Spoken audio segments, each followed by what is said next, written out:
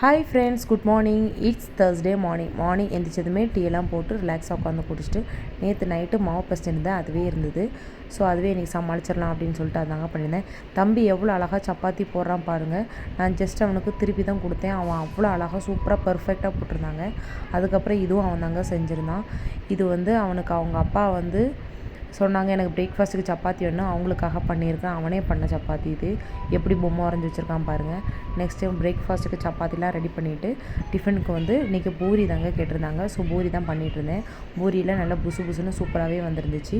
பூரியெலாம் நல்லா போட்டு பேக் பண்ணி எடுத்துகிட்டு இன்றைக்கி ரெண்டுத்துக்கும் காமனாக நம்ம உருளைக்கிழங்கே வச்சிடலாம் அப்படின்னு சொல்லிட்டு இன்றைக்கி உருளைக்கிழங்கு தாங்க செஞ்சுருந்தேன். பூரியெலாம் போட்டு எடுத்து வச்சாச்சு. ஃபஸ்ட்டு பூரியை பேக் பண்ணிக்கலாம்.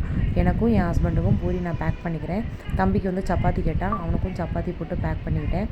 அப்புறம் குழம்பு கொதிச்சுட்டு இருந்தது. கிழங்கு கொஞ்சம் தண்ணியாக இருந்துச்சு. அதை வற்றினதுக்கப்புறம் எடுத்து பேக் பண்ணி வச்சுக்கேன். அவ்வளோதாங்க. பாய்.